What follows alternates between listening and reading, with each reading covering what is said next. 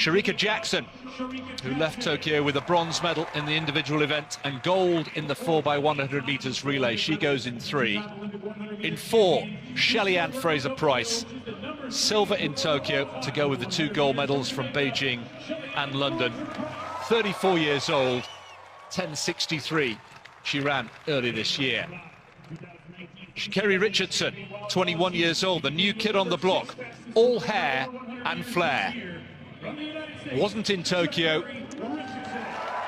A 1-month suspension for a recreational drug keeping her out of the games, but she's been very active both on the track and on social media. She has a point to prove here in 5.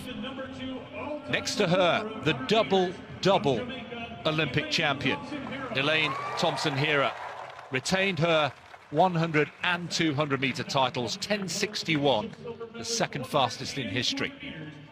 Marie-Josée Ta Lou, yet again 4th, the dreaded 4th place in Tokyo, where she finished in Rio in both the 100 and 200. She goes in lane 7. Mujinga Kambundji had a fine Olympics in Tokyo, made the final in both the 1 and the 200. Ran 10:95 in the heats. And in lane 9, the youngster from Jamaica, 19 years old, Briana Williams, double world junior champion at just 16 years old, the future, you feel, of Jamaican sprinting. So Daniels in 1, Oliver 2, Jackson, the bronze medalist from Tokyo, from Jamaica, in 3, Fraser-Pryce, Jamaica, in 4, Richardson, USA, goes in 5, the blonde hair, Thompson-Herah in 6, Jamaica, the defending champion from Tokyo, Ta Lou 7, Kambundji 8, Williams in lane 9, left of picture.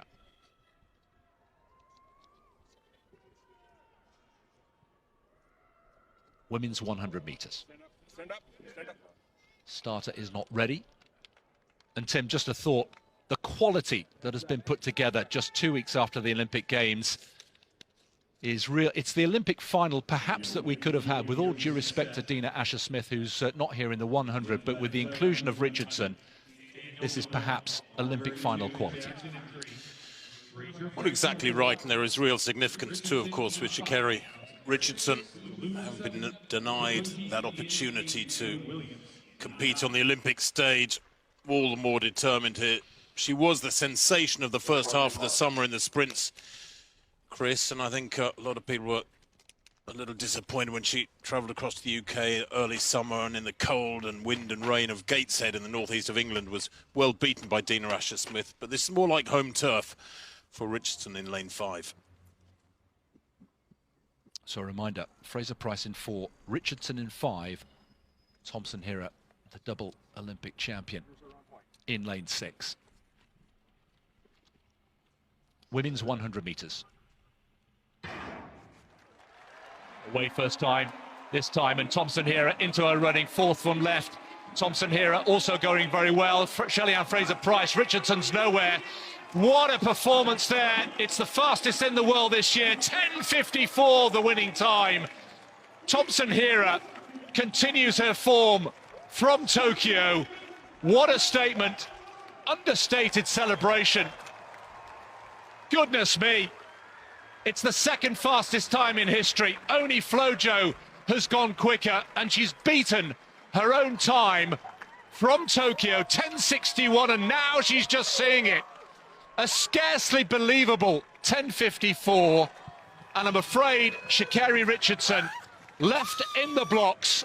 Fraser-Pryce 10:73 in second, Jackson 10:76. It's the podium from Tokyo once again, and once again it's Thompson-Herah who is quite simply a class apart.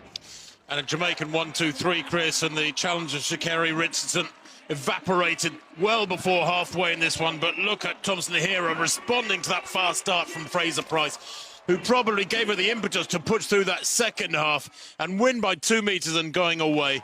And for many people, Chris, that will be considered the unofficial world record. The whole industry, the whole sport knows there are huge question marks around that world record of Flojo from the 1988 trials, or was it 4 trials, 10.49.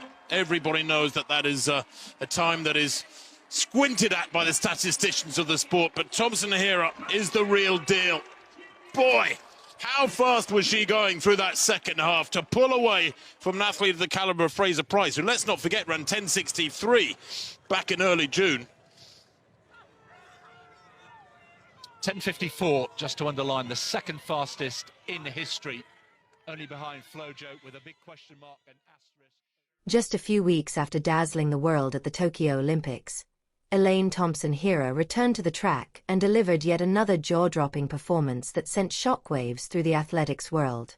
At the Diamond League meet in Eugene, she scorched the track with a blistering 10.54-second run in the women's 100 meters, becoming the second fastest woman ever, just behind Florence Griffith-Joyner's heavily debated 10.49-second world record set in 1988. The starting lineup was packed with top-tier sprinters. Tiana Daniels lined up in lane 1, followed by fellow American Javianne Oliver in lane 2. Olympic bronze medalist Shericka Jackson took lane 3, while two-time Olympic champion and Tokyo silver medalist Shelly-Ann Fraser-Pryce stood poised in lane 4. Lane 5 was home to Sha'Carri Richardson, the U.S. standout returning to the spotlight after missing the Olympics due to suspension. But in lane 6 stood the woman everyone was watching, Thompson-Herah, fresh off her double Olympic triumph. Marie-Josée Ta Lou, Mujinga Kambundji, and Jamaica's promising youngster Briana Williams completed the field in lanes 7 through 9. When the guns sounded, the crowd erupted in anticipation. Fraser-Pryce launched off the blocks with her signature power, but it was Thompson-Herah's astonishing transition and mid-race surge that set her apart. By the halfway mark, she had taken command, driving forward with fluid speed and control. She hit the tape in 10.54 seconds, leaving the crowd stunned and etching her name even deeper into the sport's history. Fraser-Pryce followed in 10.73, with Jackson clocking 10.76 to round out another Jamaican sweep, an echo of their Tokyo dominance. Meanwhile, Richardson's much-hyped return fizzled as she finished last, a harsh illustration of the brutal demands of top-level sprinting. What made Thompson-Herah's display even more astounding was its timing. Having just become the first woman to ever retain Olympic gold in both the 100m and 200m, she had already cemented her status. Yet in Eugene, she took things to a new level, bettering her own Olympic mark of 10.61 and stamping her authority on the sport once more. Thompson-Herah's reaction was measured but meaningful. No flashy gestures, no excessive celebration, just the quiet confidence of a champion who understood the gravity of her achievement. Many observers immediately began calling her performance the unofficial world record, continuing the long-standing debate over the legitimacy of Griffith-Joyner's mark. As the athletics world turns its eyes toward the 2025 season, all attention remains on Jamaica's dynamic trio, Thompson-Herah, Fraser-Pryce, and Jackson. With such unparalleled talent in one nation, the question now becomes not if they will dominate again, but just how far they can push the boundaries. That night in Eugene, Thompson-Herah didn't just win a race. She carved out a legacy-defining moment. Her run embodied everything elite sprinting stands for: raw speed, precision under pressure, and an unrelenting hunger to be the best.